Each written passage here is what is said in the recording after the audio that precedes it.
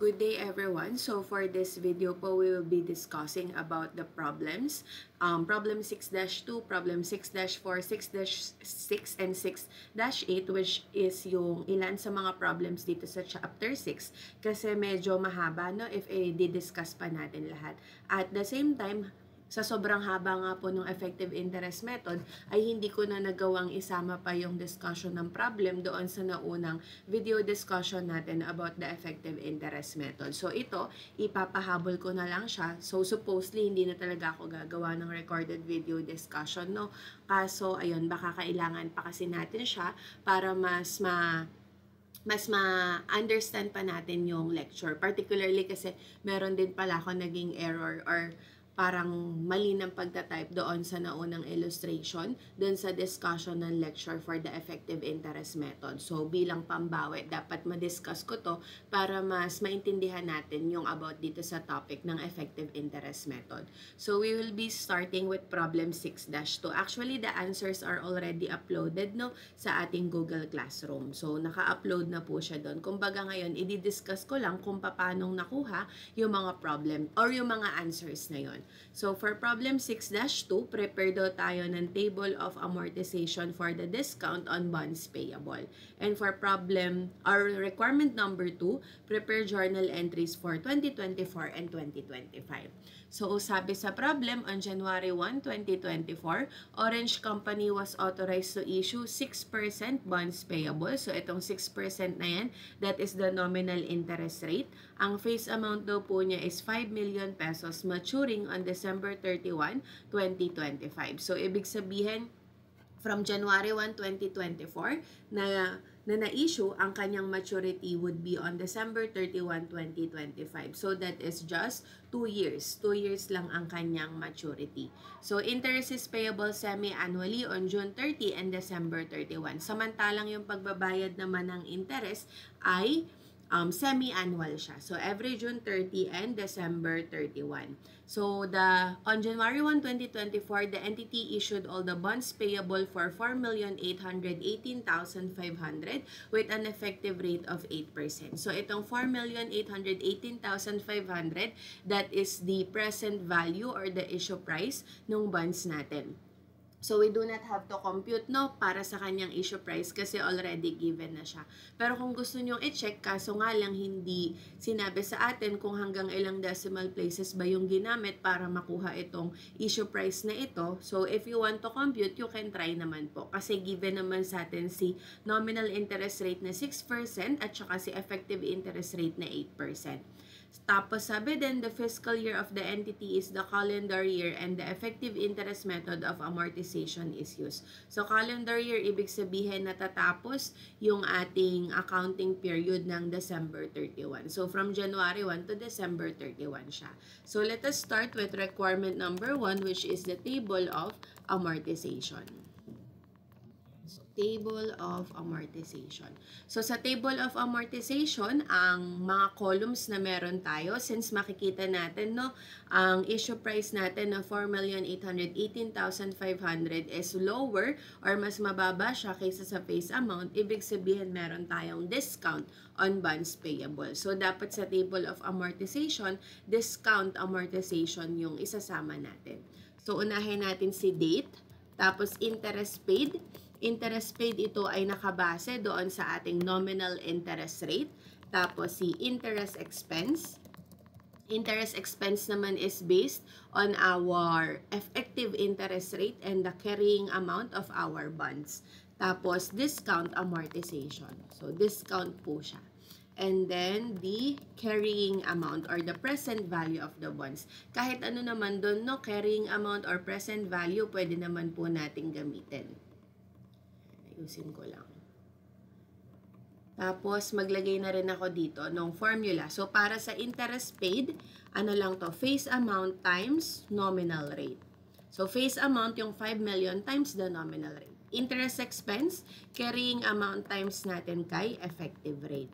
Tapos, si discount amortization, yung difference ng interest expense at saka ng interest paid. So, interest expense minus interest paid. Tapos, si carrying amount naman, si carrying amount is equal sa previous carrying amount plus natin si discount amortization. Yan. So, gawin natin, no? So, for our date, una muna is the date of issuance, which is January 1, 2024. Tapos, tingnan mo kung tuwing kailan yung interest payments. Ang interest payments natin is every June 30 and December 31. So, ayan yung interest payment natin. June 30, 2024, December 31, 2024. Tapos another, June 30, 2025, and December 31, 2025. So, hanggang dyan lang. Kasi hanggang December 31, 2025 lang naman yung ating maturity ng bonds natin. For the interest paid, as I have mentioned, face amount ng bonds natin na 5 million, multiply lang natin by the nominal rate. So, multiply mo by the nominal rate na 6%. And since semi-annual yan, divide pa natin siya sa 2 or times 6 over 12. So, po pwedeng 5 million times 6% times 6 over 12 para makuha si 150,000. Pwede rin si 6%, divide mo na agad sa 2, so 3% na lang ang matitira. So, 5 million times 3%, 150,000. So, lahat yan, lahat ng interest paid natin dito is equal to 150,000. So, sulat mo na agad lahat yan.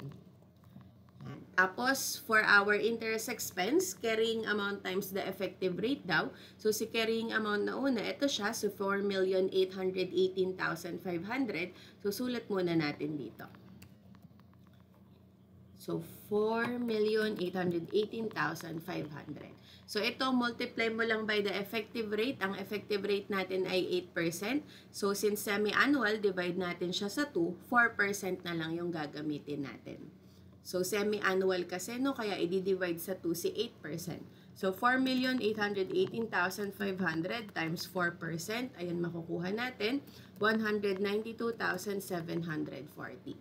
Tapos, minus natin itong dalawang to. 192,740 minus 150,000 will get our discount amortization. 42,740. Then, to get the carrying amount ng June 30, 2024, plus natin itong dalawang to. Yung previous na carrying amount, plus mo yung discount amortization. So, 42,740 plus 4,818,500. So, we'll get 4,861,240. Tapos, ito, tuloy-tuloy lang, si 4,861,240, multiply mo ulit sa 4% para makuha mo yung ating interest expense. So, you'll get 194,449.6. Round off natin siya. Dagdag tayo ng 0.4 dito. Yan, magiging 194,450. So, dito siya sa interest expense. Tapos, minus ulit natin silang dalawa. 194,450 minus 150,000, 44,450. Ayun yung discount amortization ng December 31, 2024. Tapos, plus ulit natin ito. Yung previous na carrying amount na 4,861,240 plus natin sa discount amortization ng December 31, 2024. 240. Yan. So, that is 4,905,690. Then, tuloy lang ulit, multiply mo ulit sa 4%. Ulitin ko, kaya 4% po dahil ito ay semi-annual. So, 0.6 ulit, plus ulit tayo ng 0.4. Yan. So, magiging 196,228. Then, minus natin ulit silang dalawa, diba? Tuloy-tuloy lang. Minus 150,000 will get 46,228. Tapos, plus ulit natin ito. So, 46,228 plus 4,905,690. So, that is 4,951,918. Tapos, since dulo na ito, dahil maturity niya na yung December 31, 2025, magpo-force balance na tayo. So, dapat mag-eksaktong 5 million yan. So, kunin mo lang yung difference ng dalawa, ni 4,951,918, minus mo lang siya kay 5 million para makuha natin yung ating discount amortization. Kumbaga, mag-work back ka na, no? So, 5 million minus 4,951,918. So, 48,000 48,082. Ayan. So, yung difference nitong dalawa, since dulo na nga, dito mo ilalagay sa discount amortization. Tapos, to get the interest expense, plus mo naman silang dalawa. So, 150,000 plus 48,082. Yung interest expense natin, 198,082. Ayan. So, pag dulo na, no, pino-force balance na siya. Kasi possible na hindi siya magsakto due to the rounding off. So, this is our requirement number 1. So, for our next requirement, we are to prepare the journal entries for 2024 and 2025. So, let us start with January 1, 2024, which is the issuance of our bonds. So, debit tayo ng cash para doon sa halagang natanggap natin, the issue price of 4,818,500. Tapos, credit tayo ng bonds payable. So, bonds, sobra to, 4,818,500. Ayan. Bonds payable natin is face amount. At face amount palagi, 5 million. So, yung kulang niya dito sa debit side, that is the discount on bonds payable. So, pwedeng plus mo lahat itong discount amortization or minus mo na lang itong dalawa. So, minus natin. 5 million minus 4,818,500. Our discount amortization na total or discount on bonds payable na total is 181,500. So, dapat pag pinag-plus mo itong total discount amortization natin, 181,500 din. Dapat magbalanse sila. Yan. Tapos, ang next journal entry na natin dito is on the payment of our interest, which is June 30 and December 31. So, magko-compound entry na lang ako dito, no? So, for June 30, ito yung mga details na meron tayo. So, si interest paid, ito yung actual cash na nailabas natin. Interest expense is the total expense naman na dapat nating i-record sa book natin. Discount amortization, yung ibabawas natin kay discount on bonds payable. So, unahin natin si interest expense. So, si interest expense, dinedebit yan, no? Kasi expense yan. 192,740. Tapos, itong interest paid, ayan yung cash na binayaran mo. So, credit mo si cash. 150,000. Yung kulang niya dito, since kulang diba dito ng 42,740 para magbalanse siya, ito yung amortization ng discount on bonds payable. Diba pag in-amortize mo yan, from debit, ika-credit mo siya. So, credit natin siya dito. Kakaroon ka ng credit na discount on bonds payable. So, naka-compound entry na yan. Pwede namang magkahiwalay, no? Pwedeng debit, interest expense, credit cash, 150,000. Tapos, another journal entry, debit, interest expense, 42,740. Credit, discount on bonds payable, 42,740. Parehas lang naman ng balanse na kalalabasan yun, whether nag-compound entry ka or nag-single entry ka or simple entry. So, ang another journal entry natin, December 31, 2024. Mas madali kasi pag compound entry, no? Lalo na kung saktuhan naman yung mga dates natin. So, for December 31, 2024, ganun pa din yung journal entry natin. Tapos, eto naman yung details na kailangan natin. So, kopyahin ko naman to. So, December 31, 2024, ito yung interest expense mo, 194,450. Yung cash paid mo, ito pa din, 150,000. Tapos, yung credit mo sa discount on bonds payable, yung discount amortization mo, 44,450. Ayan. So, hindi natin kailangan din accrue ng interest dito, no? Kasi yung payment ng interest natin is sakto naman siya sa calendar or sa accounting year-end natin, which is December 31. So, wala namang naiwang interest na hindi pa natin nababayaran. Then, next journal entry, June 30, 2025 na. So, ganun lang ulit. Debit, interest, expense, credit cash, credit discount on bonds payable. Dito mo naman siya kukuhanin sa pang June 30, 2025. So, ito yung interest expense mo, 196,228. Kopyahin mo lang dyan. Cash mo, sa interest paid yon. Ito siya, 150,000. Tapos yung discount on bonds payable mo, June 30, ito naman siya, 46,228. Ayan. And then lastly, para sa December 31, 2025, hindi pa pala last kasi mag-actual payment pa nga pala. Ayan. So, kunin mo ulit si interest expense. Ito siya, 198082. Debit mo dyan. Tapos cash mo sa interest paid, 150,000. Tapos discount on bonds payable, 48,082. Amortize mo by crediting it.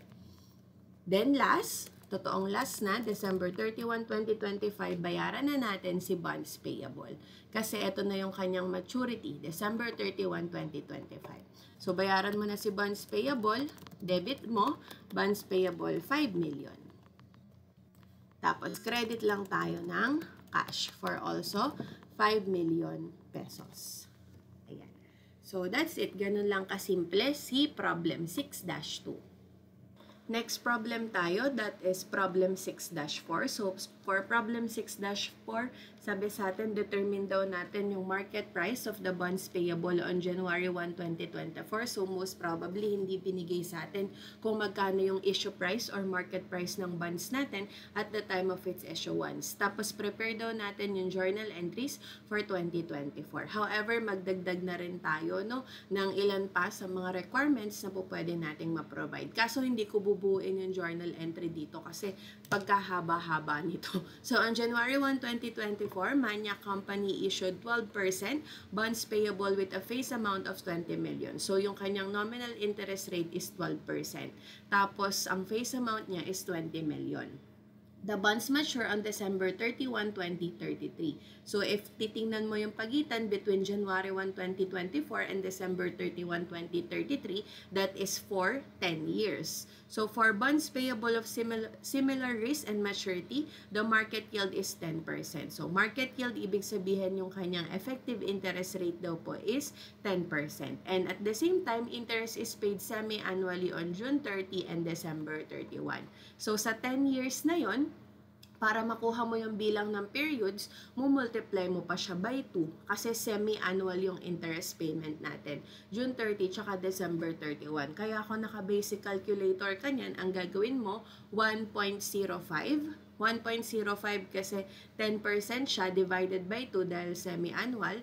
1.05 divide, tapos 20 na equals. So, 20 na equals, saka mo pindutin yung GT para makuha mo yung present value of ordinary annuity factor. Pero dahil mabait ang problem natin, binigay na siya sa atin. So, yung present value of 1 at 5% for 20 periods daw po is 0.377. Tapos, yung present value of ordinary annuity of 1 for 20 periods is 12.46. So, you can check 1.05 divide, tapos 20 na equals. Sa ika-20 na equal, dapat ito yung lumabas, 0.377. Tapos, kapag giniti mo, 12.46. So, always yun na ang pagkuha ng present value factor is based on our effective interest rate. So, 10% yon. Kaso nga, semi-annual, kaya dinivide siya sa 2. Kaya, 5% yung gagamitin mo. Sa number of periods naman, multiply mo siya sa 2 kasi semi-annual siya. So, ang formula para sa pagkuha ng market price, kunin mo muna yung present value of the principal.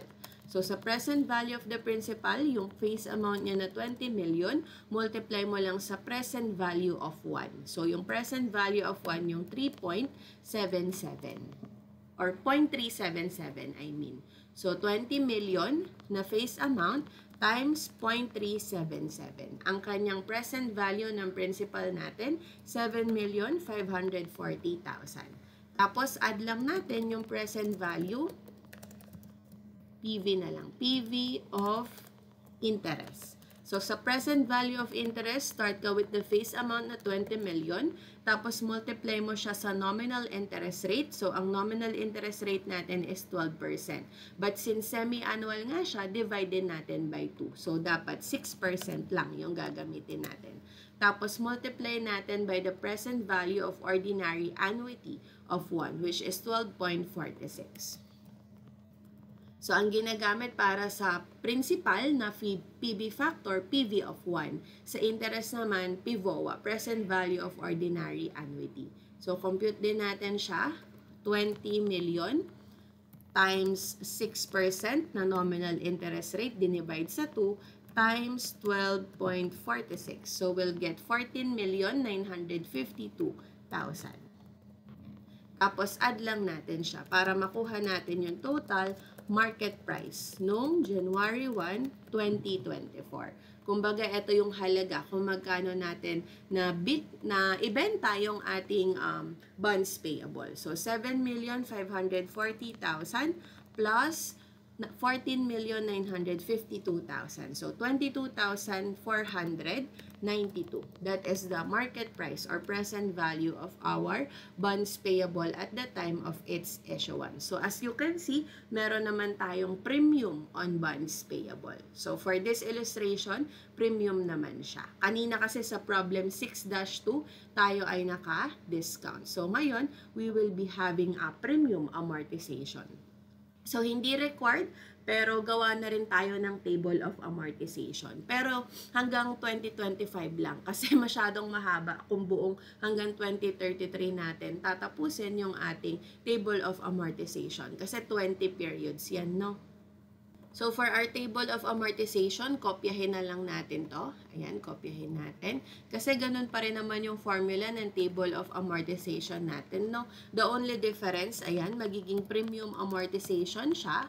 Premium amortization. Tapos, mas magiging mataas na yung ating interest paid kaysa sa interest expense natin. Kaya dito, interest paid minus interest expense na siya. So, gawa tayo ng konti lang, hindi natin lalahatin. Ay, mali ako nung napaglipatan. Sorry. Dito pala. So, hindi natin lalahatin, no? Kasi hanggang 2033 yan. So, start tayo with the date of our issuance. Doon yata sa answer na na-provide ko sa inyo hanggang 2026. So, gawin na rin natin hanggang 2026 para parehas. So, June 30, 2024. Ito yung interest payment dates nila. December 31, 2024. Another, June 30, 2025. December 31, 2025. Then, June 30, 2026, December 31, 2026. So, for the interest paid, face amount times nominal rate. Since semi-annual nga, si 12%, divide mo lang sa 2. So, 12% divided by 2, that is 6. So, 6% yung gagamitin mo. Kaya 20 million times 6%, 1,200,000 yung mga interest paid natin. So, sa lahat yan, no, 1,200,000. For the interest expense naman, carrying amount pa rin, multiply by the effective rate. So, ito yung carrying amount natin, yung market price ng January 1, 2024, 22,492,000. So, multiply natin to by the effective interest rate. Ang effective interest rate natin is 10%. Since semi-annual, divide mo siya sa 2. So, 10% divided by 2, that is 5%. Kaya sa first interest expense ng June 30, 2024, 22,492,000 times 5%. So, we'll get 1,124,600. So, that is our interest expense for June 30, 2024. Tapos, minus natin siya kay 1,200,000 to get our premium amortization. So, diretsong minus ko na lang, no? Magkakaroon lang yan ng negative sign. Pero, ganun din yan. 75,400. So, 75,400 siya. And then, to get the carrying amount, ito pala yung magiging difference niya. Kasi sa carrying amount instead na plus kasi pag discount, ito minus naman. Minus the premium amortization. Kaya bali, 22,492,000 minus natin yung discount amortization. So, 22,492 minus mo yung discount amortization na 75,400. So, you'll get 22,416,600. Ayan yung carrying amount mo noong June 30, 2024. Tapos, tuloy-tuloy lang. Multiply ulit natin to sa effective interest rate, which is 5% dahil nga semi-annual. So, 1,120,830. So, that is our interest expense. So, minus mo din siya kay 1,200,000. We'll get 79,170. Tapos, pag-minusin ulit natin silang dalawa to get the December 31, 2024 carrying amount. So, minus 22,416,600. So, diniretso kong minus na lang, no? Magna-negative sign lang yan, pero ganun pa rin naman yun. So, ayan, ginawa ko ng positive. So, 22,337,430. Tapos, tuloy lang ulit, multiply lang ulit sa 5%. So, actually, kapag ka ako yung nagsosolve lang on my own, ganito lang yung ginagawa ko. So, yung carrying amount, multiply ko sa effective interest rate, 0.5. So, add ako ng another 0.5 dahil magra-round off ako. So, that is 1,116,872. Yan, lagay ko dyan. Tapos, minus ko lang siya sa interest paid, 1,200,000. So, I'll get 83,128. So, kahit negative, hahayaan ko lang siya. So, para mag-reflect yung pagiging minus nila, ipa-plus ko si 22,337,430. So, I'll get the carrying amount na, diba? So, same lang yung effect nun, no? So, pag mag-isa akong nagsosolve, ganun lang yung ginagawa ko para tuloy-tuloy sa basic calculator. Pero since, ayan nga, nagpapakita ba kasi magtanong, bakit biglang pinlas ni ma'am? Pinlas ko kasi nga may negative sign na. So, yung effect nun, minus lang din naman, diba? So, 22,254,302 multiply ulit sa effective interest rate. So, 0.1. So, alisin natin si 0.1 kasi hindi tayo magdadagdag. So, 1,112,715. Tapos, minus lang din natin kay 1,200,000. So, that is 87,285. Ayaw makopya. 87,285. Tapos, pag minusin lang ulit natin sila, so, si 22,254,302 minus the premium amortization na 87,285.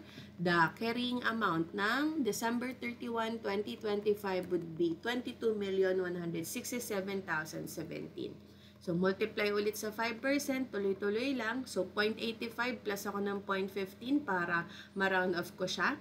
So, 1,108,351. So, minus ko lang ulit si interest expense at saka si interest paid to get the premium amortization. So, my premium amortization for June 30, 2026 would be 91,649. Tapos, minus ko lang ulit silang dalawa. Si 22,167,017 minus the premium amortization na 91,649. So, this is my carrying amount on June 30, 2026. So, tuloy lang ulit, multiply mo ulit sa effective interest rate. Di ba nakakasawa? So, 0.4, alisin ko siya kasi hindi ako magdadagdag ng isa to round it off. So, 1,103,768. Minus ko kay 1,200,000 to get the premium amortization, which would be 96,232. So, naka-negative lang yun, no? Kasi nauna ko ng tinype si interest expense para di na ako magbubura kasi.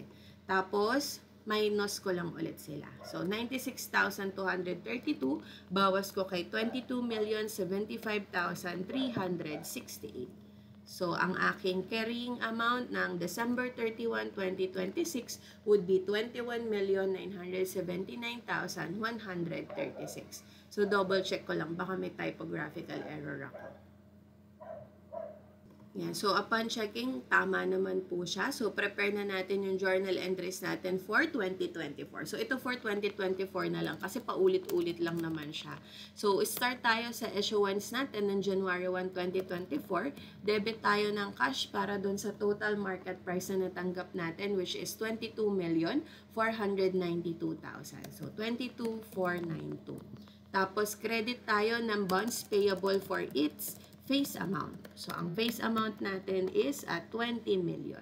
So, yung difference nila ng market price na 22,492,000 minus natin yung face amount na 20 million, ito yung premium on bonds payable natin. So, si premium, ang normal na balance niya ay credit. Tapos, kapag i-amortize mo siya, i-debit mo naman siya. So, 2,492,000. Tapos, payment na tayo ng interest. So, June 30, 2024. So, ito yung nakuha natin for June 30, 2024. Interest paid, ito pa din yung cash natin, no, na babayaran. Interest expense is naka-debit pa din po siya. Tapos, premium amortization, mag-a-amortize ka nga po ng premium. Sabi nga natin, si premium, ang normal na balance niya ay credit. So, kapag in-amortize mo siya, ide-debit mo naman si premium. So, in effect, napapababa ng premium yung interest expense natin. So, ang journal entry mo dyan, debit ka ng interest expense para dito sa halaga ng June 30, 2024 na 1,124,600. Tapos, credit tayo ng cash para sa interest paid. So, ito yung interest paid natin, 1,200,000.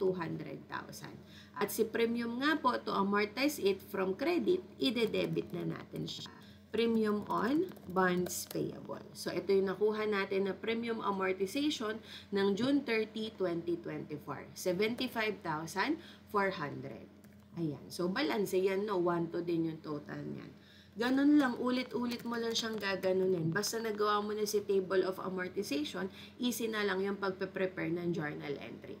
So, another for December 31, 2024, ito yung interest expense mo, 1,120,830. Excuse me, debit din natin. So, debit, interest, expense. Tapos, credit natin si cash for the cash paid. So, ang cash paid mo naman, palagi lang naman 1,200,000 yung interest paid. Tapos yung difference, that is the premium amortization. Yung pang December 31, 2024. So, 79,170. So, ganun lang din siya, no? I-debit mo lang din para ma-amortize siya. So, tuloy-tuloy, ulit-ulit mo lang yan gagawin hanggang matapos yung maturity ng bonds natin. Pagdating ng December 31, 2033, saka natin babayaran yung buong 20 million pesos. Kaya dapat kung gagawa ka ng buong table of amortization, pagdating ng December 31, 2033, 20 million yung magiging carrying amount ng bonds natin. Ayun, ganun siya. So, di ko na itutuloy, no, kasi paulit-ulit lang naman yan. Magre-refer lang kayo dito sa mga table natin. So, next problem tayo. So, next problem is problem 6-6. So, for problem 6-6, we are required to determine the market price of the bonds payable. So, yung market price niya by computing the present value of the principal plus the present value of the interest. Tapos, prepare daw tayo ng effective interest amortization table for the first 2 interest periods. So, first 2 lang, ibig sabihin, dalawang interest payment lang. Hanggang dun lang yung hinihingi sa atin na amortization table. Then, prepare the journal entries for 2024. Ayan. So, ito, March 1 na yung issuance ng bonds natin. For problem 6-2 and 6-4 kasi, sakto sila na December 31 nagbabayad ka ng interest. Ito, March 1 yung issuance niya. So, most probably, hindi siya sasaktong December 31 na pagbabayad ng interest. So, on March 1, 2024, White Company issued 10% bonds payable with a face amount of 7 million. So, itong 10%, this is the nominal interest rate. Tapos, to yield daw 8%. 8% naman is the effective interest rate. So, interest is payable semi-annually. Ayan. So, twice a year din babayaran on March 1 and September 1. So, every March 1 tsaka September 1 yung payment ng interest natin. So, sabi sa inyo, di ba, hindi siya magsasakton December 31. So, merong September, October, November, December, merong 4 months na interest na matitira for a specific period na hindi pa mababayaran. Yung mula September 1 hanggang December 31 na interest, hindi yon mababayaran. For what reason? Kasi March 1 pa yung susunod na interest payment natin. So, the bonds mature in 10 years. So, 10 years. So, since semi-annual siya, times 2 mo si 10 years. So, times 2, 20 periods yung kailangan mo. So, binigay naman sa atin, no, lahat naman yan, 20 periods. Ayan, lahat yan, 20 periods. Yung mga PV factor na yan. Nilito lang tayo. Kasi binigay sa atin yung parehas na para sa 5% at para sa 4%. So, 10% divided by 2, that is 5%. Kasi nga, semi-annual. 8% divided by 2, that is 4%. Kasi nga, semi-annual. So, kapag ka Magko-compute ka ng market price. Saan ka magbabase? Effective interest rate. So, sa effective interest rate ka magbabase. So, ano ba yung effective interest rate mo dito? Ito, si yield 8%. So, yun yung effective interest rate mo. So, since semi-annual nga, divide mo siya sa 2. So, 4%. And itong 10 years, multiply mo sa 2 kasi semi-annual. Kaya 4% tapos 20 periods ang kailangan mo.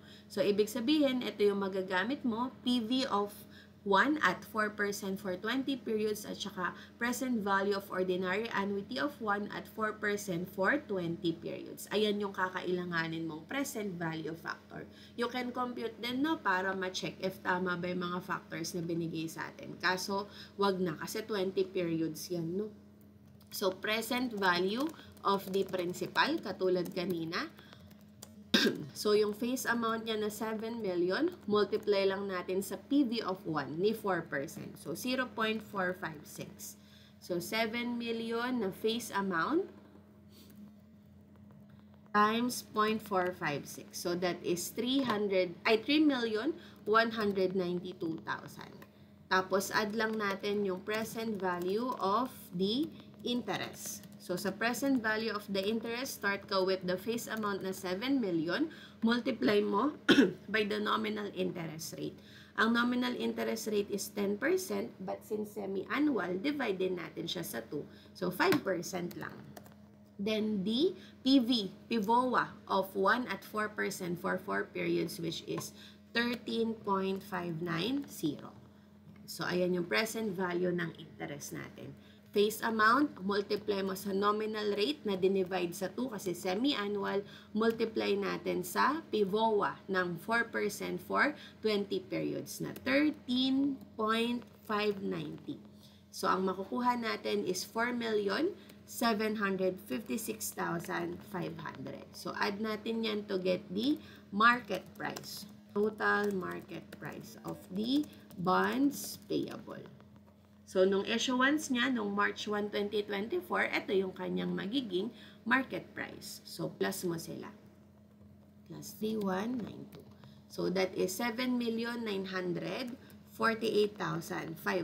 So, as you can see, meron pa rin tayong premium. Kasi mas mataas yung market price na nakuha natin kaysa dun sa ating face amount. So, may premium ka talaga, no? Kasi, pwede mo naman ma-check dyan unang kita pa lang. 10% yung nominal interest rate mo, 8% yung effective interest rate mo. So, mas mataas yung nominal interest rate. Ibig sabihin, meron kang premium.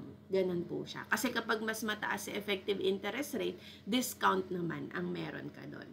Second requirement natin is to prepare the effective interest method for 2 interest periods lang naman. So, 2 interest periods lang ang hinihingi sa atin, pero dagdagan na rin natin kahit papano, no? So, mag-start tayo ng March 1, 2024. So, ang first interest payment niya, March 1 kasi na-issue mo, una kang magbabayad ng interest, September 1, 2024. September 1, 2024. Yan. Tapos, March 1, ang next na pagbabayad, March 1, 2025 na. So, hanggang dito lang talaga yung hinihingi sa atin. Kasi ito na yung first, ito na yung second, or pangalawang interest period. First 2 lang daw kasi. Pero, tuloy na natin. Hanggang kailan ba? Hanggang March 1, 2026. Ilan na to? 1, 2. Ayan, pwede na yan. Hanggang dyan lang din yata yung binigay ko doon sa answer sa inyo. Then, to compute for the interest paid, para makuha natin ang ating interest paid, multiply lang natin yung face amount by the nominal rate. So, face amount natin is 7 million. Nominal rate is 10%. Kaso, divided by 2 dahil tayo ay semi-annual. Kaya, 7 million multiply mo sa 5%. So, 350,000 yung ating interest paid. Tapos, carrying amount niya dito nung March 1, yung market price is 7,948,500. Ito, yun na-compute natin kanina sa taas, 7,948,500. So, to get the effective interest rate or to get the interest expense, 7,948,500 na carrying amount, multiply lang natin sa effective interest rate. Ang effective interest rate natin is 8%, but since semi-annual divided by 2, 4% na lang. So, times 0.04. We'll get 317,940. Tapos, minus natin yung dalawa, si interest paid tsaka si interest expense para makuha si premium amortization. Our premium amortization would be 32,060. Then, to get the carrying amount, minus natin si carrying amount doon sa present value, ay sa premium amortization. Yan. So, 7,948,500 minus premium amortization na 32,060. So, our carrying amount ng September 1, 2024 is 7,916,440. So, ayan ulit yung i-multiply mo kay effective rate na 4%. So, 0.6, dagdag tayo ng 0.4 para mag-round off siya. So, 316,658. Tapos, minus ulit natin siya kay 350,000. So, naka-negative lang yan, pero premium po yan, 33,342. So, naka-negative siya dun, pero sa table of amortization, di ka magsusulat ng negative, ha? Tapos, minus mo ulit itong dalawa para makuha yung carrying amount ng March 1, 2025. So, 7,916,440 minus 33,342. So, our carrying amount ng March 1, 2025 would be 7,883,098. So, multiply ulit sa 4%. 0.92, so dagdag tayo ng 0.08 to round it off. So, 315,324. Minus lang ulit sa 350,000, our premium amortization would be 34,676. Then, minus natin siya sa previous na carrying amount natin, which is 7,883,098. So, our carrying amount would be 7,848,422. Then, last na, kasi mahaba din ito, no? 20 periods din siya. So, last na to. Dalawang interest period nga lang ang hinihingi sa atin. 0.88 plus ako ng 0.12 para ma-round off. So, 313,937. Minus ko lang sa interest paid na 350,000. Ito ang aking premium amortization. Tapos, minus ko siya sa previous na carrying amount na 7,848,422. So, 7,812,359. So, pagdating dapat ng huling interest payment period niya, which is baka March 1, 2033, ganyan. So, yung ika-20th na period niya. So, hindi ko lang sure no kung March 1, 2033 ba, ganyan. So, magbilang na lang kayo kung ano yung ika-20th na period niya. So, dapat sakto na siya na 7 million. So, double check ko lang yung table of amortization ko. So, okay, tama naman yung table of amortization natin. Last requirement is to prepare the journal entries for 2024. So, gawin na natin hanggang 2025, no? Para may pagtawid siya ng taon. Kasi ito ay hindi nagko-coincide yung interest payment date sa calendar year end natin. So, mag-a-accrue ka ng interest. Tapos, magre-reverse ka the following period. So, gawin natin siya. Start tayo ng March 1, 2024. Nung na-issue natin yung bonds natin. So, debit tayo ng cash para sa market price na natanggap natin, 7,948,500. So, 7,948,500. Tapos, credit tayo ng bonds payable para sa kanyang face amount na 7 million. So, yung difference, ayun po yung premium on bonds payable natin. Premium on bonds payable, which is 948,500. Yan. Tapos, ang first interest payment natin would be on September 1, 2024. So, for these types of problem po, mas preferred ko na pinaghihiwalay yung recording ng interest at saka ng amortization ng premium. Kasi para sa mga ganitong klaseng problem, dahil nga hindi nagko-coincide yung interest date doon sa year-end natin, dapat meron kang accrual na magaganap, no? Tapos pag nag-accrue ka, dapat the following period, i-reverse mo siya. So for me, it is much easier kung paghihiwalayin natin yung pagre-record ng interest at saka ng amortization. Pero kung gusto niyo naman pagsamahin, okay lang naman, no? Kaso kapag pinagsama mo kasi, baka malito ka kung ano yung i-reverse the following period at kung magkano pang premium yung i-record sa susunod na interest payment. Kasi ang premium or discount amortization, hindi yan nire-reverse, no? Ang nire-reverse mo lang is para doon sa accrual ng interest natin. Kaya for this illustration, I would be preparing separate journal entries for the payment of interest and for the premium amortization. So, ang first interest payment natin would be on September 1, 2024. So, babayaran ko itong interest paid natin worth 350,000. So, debit ako ng interest expense, 350,000. Tapos, credit ako ng cash for also 350,000. Tapos, i-amortize ko itong si premium. So, i-amortize ko si premium. Di ba pag nag-amortize ka ng premium, from credit na normal balance niya, ide-debit natin siya. Premium on bonds payable. So, ito yun. Si 32,060, yung premium amortization. So, 32,060. Tapos, ibabawas ko siya sa interest. Di ba ganyan naman mag-amortize ng premium? Napapababa niya yung interest natin or interest expense. Kaya, if kukunin mo yung net na halaga ng interest expense, yan, minus mo yan, 350,000 minus 32,060, 317,940, ayun pa rin naman yung halaga ng interest expense natin. Pinaghiwalay lang natin siya ng journal entry kasi nga meron tayong accrual ng interest at the end of the period or pagdating ng December 31. So, ito na yon yung next na.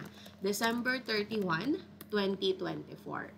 Since sabi nga natin, ang susunod pa na interest payment would be on March 1, 2025. So, pagdating ng December 31, meron kang September, October, November, December, meron kang 4 na buwan na interest na hindi pa nababayaran. So, hindi mo pa siya nababayaran. Kailan mo siya babayaran? The following payment period, which is March 1, 2025. So, meron kang 4 months interest na hindi pa bayad. So, dapat i-accrue mo siya. Magkakaroon ka ng accrued interest payable. Yan. Kasi nga, may 4 months yon. So, debit ka ng interest expense, tapos credit ka ng accrued interest payable. So, ang dapat kasi na interest na babayaran natin ng March 1, 2025 is 350,000. So, ito ay pang 6 months. Since ang utang natin na interest na hindi pa nababayaran is from September 1 to December 31, that is 4 months. So, 350,000 times 4 over 6. So, 4 over 6 lang. Kasi, pang 6 months lang si 350,000. Hindi naman siya pang 12 months, no? Dahil nga semi-annual na yan. Kaya, 350,000 times 4 divided by 6. 233,333. Yan. Tapos, since year-end na din, dapat itong premium amortization na 33,342, hindi mo na hihintayin yung March 1 para mag-record ka niyan. Dapat ay i-amortize mo na rin siya ngayon. So, yung 4 over 6 din yan. Kasi 4 months din ang September 1 to December 31. Tapos, itong si 33,342, pang 6 months din siya. So, mag-a-amortize ka ulit ng ganon. So, debit tayo, premium on bonds payable para sa amortization, tapos credit ng interest expense. So, si 33,342 times 4 over 6 lang. So, times 4 over 6. Ito. 33,342 times 4 over 6. So, 22,228. 22,228. So, pinaghiwalay natin siya kasi para dito sa accrued interest payable, tayo ay magre-reverse. Ito kasing premium or kahit discount pa yan, hindi naman yan nire-reverse the following period. So, mas preferred ko na paghiwalayin siya para alam ko na agad kung magkano yung halaga na ire-reverse ko. So, pagdating ng January 1, 2025, the first day of the following period, reverse ko lang to, yung accrued interest natin. So, ide-debit ko na ngayon sa accrued interest payable, 233,333, tapos credit na ako ng interest expense, 233,333. So, ni-reverse ko siya para pagdating ng March 1, yung buong 350,000 na ulit na interest yung ire-record natin. So, pagdating ng March 1, 2025, record na natin yung buong pagbabayad ng interest. So, debit interest expense, credit, cash. For the whole amount na 350,000. So, bakit buong amount na 350,000 yung nirecord mo? Kasi nga, may reversing entry ka. Kung hindi ka nag-reversing entry, ang interest expense lang na dapat mong i-record dito. Ayan. If ever na hindi ka nag-reversing entry,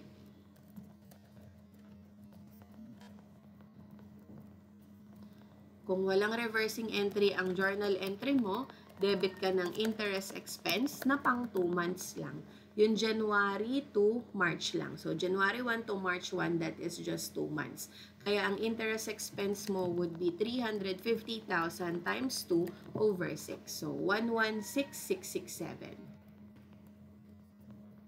So, ayan yung interest expense mo if hindi ka nag-reversing entries.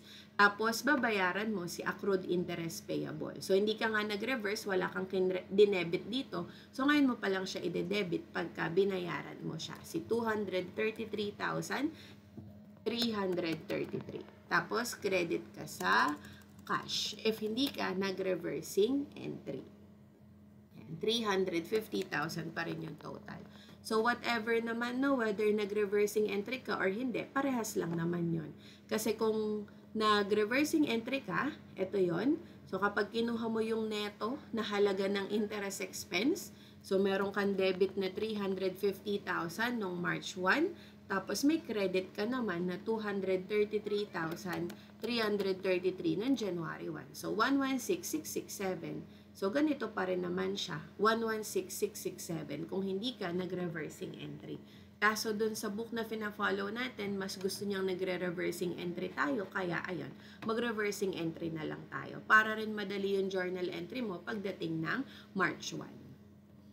Then, another na journal entry for March 1, 2025 is yung amortization natin ng premium. Kasi yung na-amortize natin ng December 31 ay pang 4 months pa lang. So, kukunin lang natin yung 2 buwan pa niya. Kasi from January 1 to March 1. So, yung times 2 over 6 niya. So, times 2 over 6. So, 33,342 times 2 over 6. 11,108. Isa pa.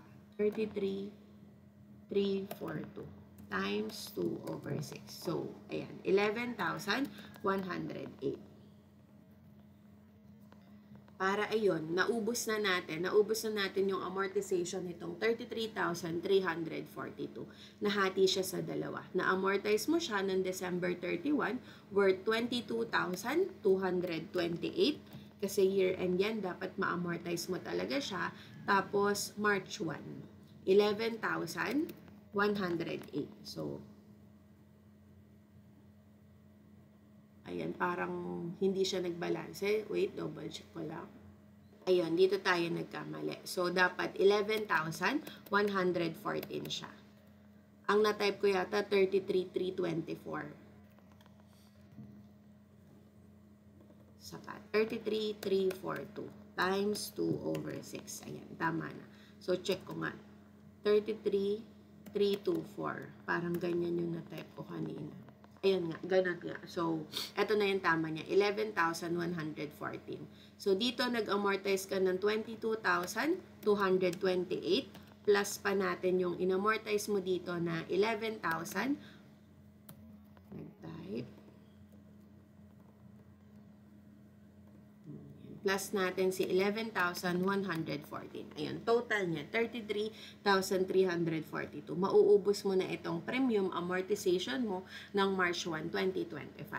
So, baka sabihin nyo, no, na pwede po bang hindi na mag-amortize ng December 31, 2024? Pagdating ng March 1, 2025, i-amortize ko na lang siya ng buo? Hindi po pwede yon. Kasi dapat mag-reflect sa calendar year ng 2024 na merong mababawas na interest expense sa kanya. At mababawasan din yung premium amortization natin.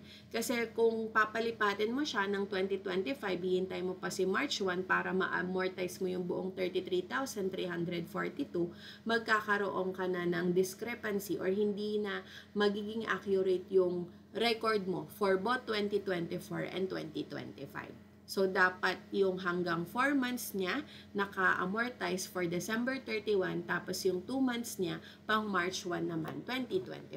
Pero kapag pinag-plus mo siya, dapat yung buong 33,342 pa din. So, tuloy natin, September 1, 2025. Ito is wala naman siyang problem, no? Dahil wala ka pang ipoproportion sa kanya. So, bayaran lang natin yung interest na 350,000 at mag-amortize tayo ng premium na 34,676. So, same journal entry lang din. September 1, 2025. So, debit ng interest, expense, and credit ng cash. Ito ay para sa interest paid na 350,000. Tapos, amortize natin yung ating premium. So, September 1, 2025, debit din ng premium amortization or premium on bonds payable. Premium on bonds payable, tapos credit ng interest expense. Para dun sa premium amortization ng September 1, 2025. Ito, 34,676.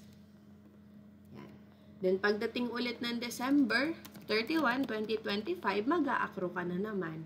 Kasi ang susunod na interest payment mo, March 1, 2026 pa. So, accrue mo na naman yung 350,000 na portion na hindi pa nababayaran. So, from September 1 to December 31, 2025 ulit. September, October, November, December, that is also for 4 months. Kaya ulitin mo lang yan. Dapat may utang ka na 4 months dito sa 350,000. So, debit ka lang ulit ng interest expense, tapos credit ka ng accrued interest payable. Yung pang 4 months lang ulit. So, same amount lang yung mako-compute mo dyan. 350,000 times 4 over 6. So, 233,333. Tapos, amortization ulit ng premium. Yung pang 4 months lang ulit. So, yung pang 4 months lang nito. Ng 36,063. Kasi pang 6 months siya, diba? Hanggang March 1, 2026. Kaso nga year-end na ng December. So, dapat yung pang 4 months niya ay i-amortize na natin. Yung 36,063 times ulit natin sa 4 over 6. Dito siya. 36,063 times 4 over 6. Times. So, 24,042. Ayun. Ganun lang siya. Tapos, pagdating ng January 1, 2026, reverse mo ulit to, yung accrual ng interest. Tapos, March 1, 2026, bayad ka ulit ng buong interest na 350,000, tapos amortize mo yung remaining 2 months nitong premium natin for March 1, 2026. So, that's it for problem 6-6. Next problem. Next is problem 6-8. So, for problem 6-8, determine daw natin yung market price or issue price of the bonds payable. And tapos, for requirement 2, prepare journal entries for 2024 and the effective interest method of amortization is also used. Then, number 3, determine the carrying amount of the bonds payable on December 31, 2024. So, magdagdag lang ulit tayo ng table of amortization, no, para mas madali yung pag-journal entry natin. So, on January 1, 2024, Dumaguete Company issued bonds payable with a face amount of 6 million with 8% effective yield. So, 8% effective yield, ibig sabihin, ayan yung kanyang effective interest rate. Ayan yung present value factor na gagamitin mo. So, the nominal rate daw, yung nominal interest rate natin is 6% payable annually on December 31. So, the bonds mature on every December 31 each year at the rate of 2 million for 3 years. So, every December 31 daw, nagbabayad tayo ng 2 million. So, this example is a serial bond. Kasi every year and every December 31, magbabayad ka ng 2 million. So, binigay na sa atin yung present value factor of 1% present value of 1 at 8%. So, ito yung 1 period, 2 periods, 3 periods. Ito yung unang equals mo, pangalawa, pangatlo. So, since serial bonds siya, ibig sabihin every December 31, maglalabas ka na ng 2 million para sa payment ng bonds bukod pa doon sa payment ng interest natin. So, iba din ang pagkuha niya ng market price or issue price, hindi katulad doon sa mga term bonds natin na present value of principal plus present value of interest lang. So, dito kailangan nating alamin or makuha kung magkano yung total payment natin for each period. So, dito sulat natin yung ating date, tapos yung ating principal payment. Ito, interest payment, tapos pagpaplasin mo siya to get the total payment. Then, multiply mo kay PV factor to get the present value. Kasi natin yung format.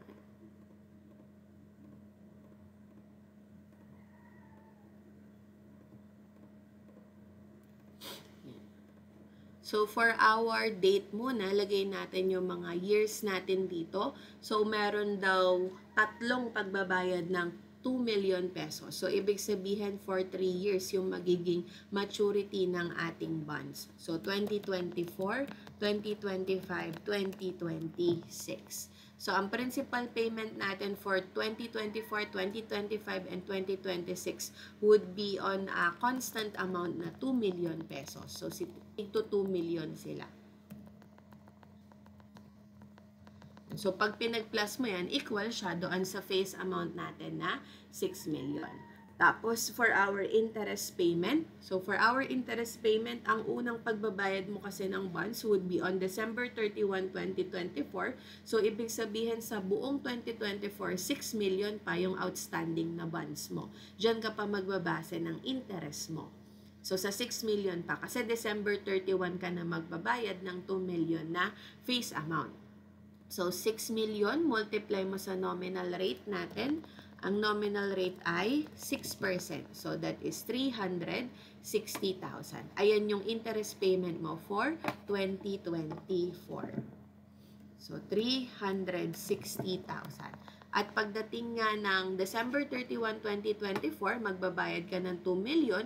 So, yung bonds mo, from 6 million, magbabayad ka ng 2 million ng December 31, 2024. So, pagdating ng January 1, 2025, 4 million na lang yung bonds natin. So, ayan na lang yung babayaran natin na interest. So, multiply mo ulit siya sa nominal rate na 6%. 240,000. At the end of the year, December 31, 2025, bayad ka na naman ng another 2 million. So, from 4 million, magiging 2 million na lang yung bonds outstanding ng January 1, 2026. So, ayan na lang yung babayaran mong interest na 6%. So, that is 120,000. So, to get the total payment, plus lang natin silang dalawa. So, 2 million plus 360, 2,360. 2 million plus 240, 2 million 240, and 2 million plus 120, 2 million 120. Yung present value factor, galing siya sa 8% na effective interest rate. So, 1.08 divide, yung unang equals to si 0.93, pangalawa is 0.86, pangatlo is 0.79. So, kindly double check na lang if tama. Tapos, multiply natin yung dalawa to get the present value. So, present value ng 2024, 2,360,000 times 0.93. 2,194,800. 2,194,800. Tapos, 2025, 2,240,000 times 0.86. 1,926,400. Then, for 2026, total payment 2,120,000 times 0.79. 1,674,800. Tapos, total lang natin sila. So, plus mo yan tatlo to get the total issue price or market price. So, the total issue price or market price is 5,796,000. 5,796.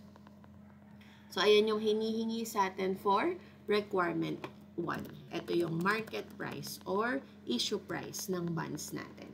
5,796,000. So, mas mababa siya in comparison with our face amount. Ibig sabihin, meron tayong discount. Discount talaga siya kasi mas mataas si effective rate kaysa kay nominal rate. So, yung second requirement is to prepare the journal entries for 2024. However, before tayo mag-prepare ng journal entries, gawin muna natin yung table of amortization. So, ang table of amortization for serial bonds is merong madadagdag na column sa kanya, no? Which is yung principal payment natin. So, hindi na lang siya basta ganyan, na merong interest paid, interest expense, saka premium amortization. Since nga serial bonds siya, every year end nagbabayad tayo ng certain na halaga from the face amount of the bond. So, magdadagdag tayo for the principal payment. So, ang magiging column natin, we would have the date, the interest paid. So, interest paid, ganun pa din. Face amount times the nominal rate, tapos interest expense, which is the carrying amount, times the effective interest rate, tapos discount ang meron tayo. Discount amortization. Tapos, dagdag ka ng para sa principal payment to get the carrying amount. So, may nadagdag lang no na para naman sa principal payment natin.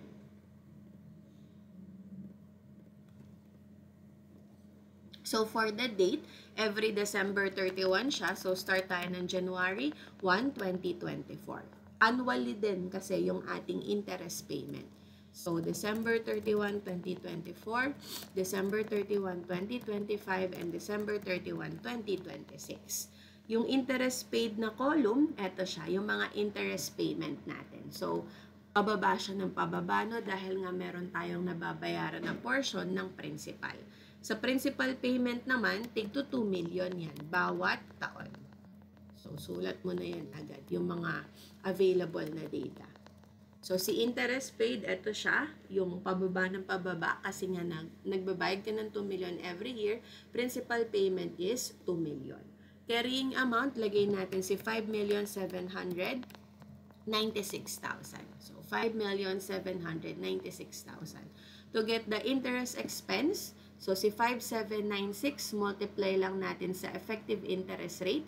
Our effective interest rate is 8%. So, 5,796 times 8%. So, 463,680. 463,680.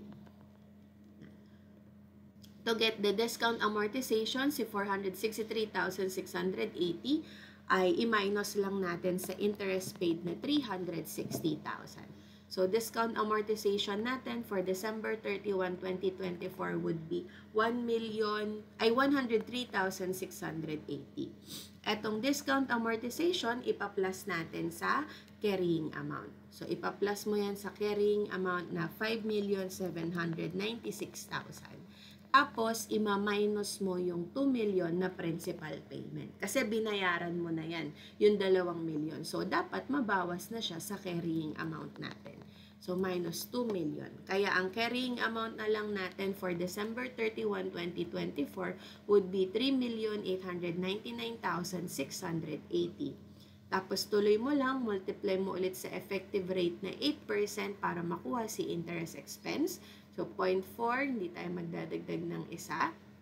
So this is our interest expense, 311,974. So minus natin siya sa interest paid na 240,000. So our discount amortization would be 71,974. Then plus natin to kay carrying amount. So plus mo yan. C 3,899,680 plus mo kay discount amortization. So, 3,791,654. Kaso nga magbabayad ka ulit ng principal na 2 milyon. So, ibabawas mo din yun kasi nga binayaran mo na siya. Kaya ang matitira na lang sa carrying amount, 1,971,654. So, pagdating ng December 31, 2026, since dulo na yan, ibig sabihin, dapat nabayaran mo na siya lahat. Kaya dito, dapat 0 siya, no? So, since last period na rin to, magfo-force balance na tayo. So, si 1,971,654 minus lang natin dun sa 2 million na principal payment para makuha natin si discount amortization. So, ang discount amortization natin would be 28,346.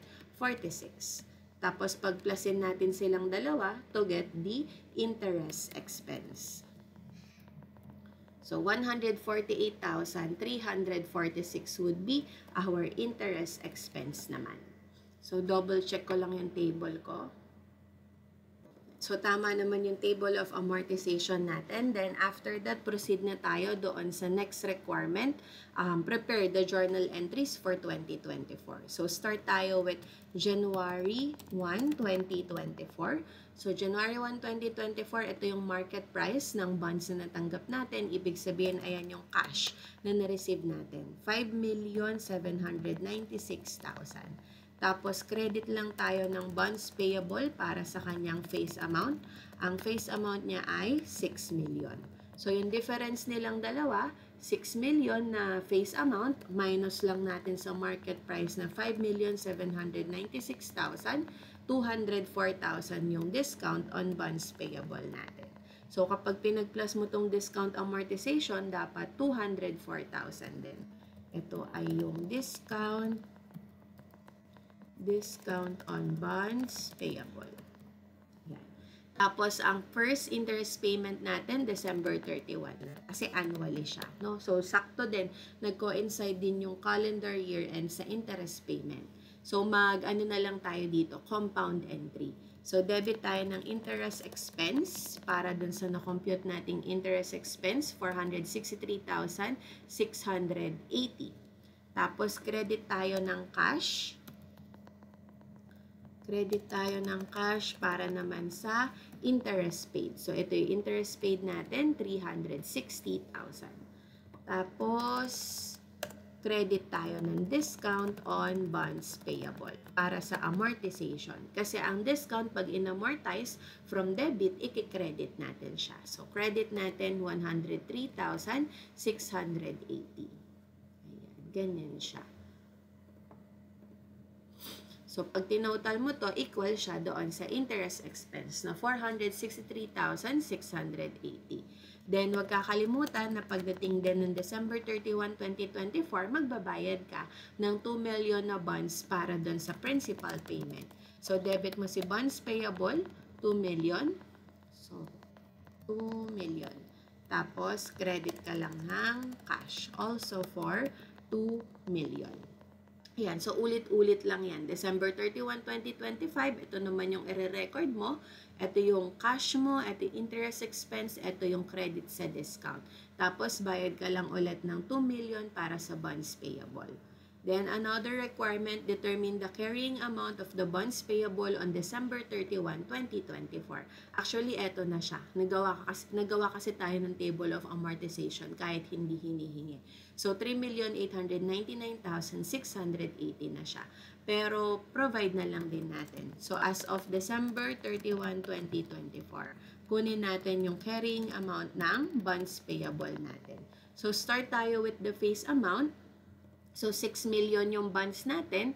Nagbawas tayo ng principal payment na 2 million. So, 6 million minus the principal payment na 2 million, 4 million na lang siya. Tapos, since meron tayong discount, ang discount pinapang-less yan, no? So, less natin si discount on bonds payable. Ang discount on bonds payable natin, meron siyang original balance na 204,000. Kaso, nakapag-amortize na tayo ng 103,680. So, minus natin, 103,680. Kaya, ang matitira na lang niyang balance is 100,320.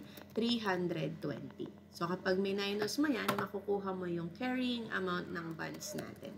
So, carrying amount of bonds payable ng 12/31/24. So, 4 million minus 100,320.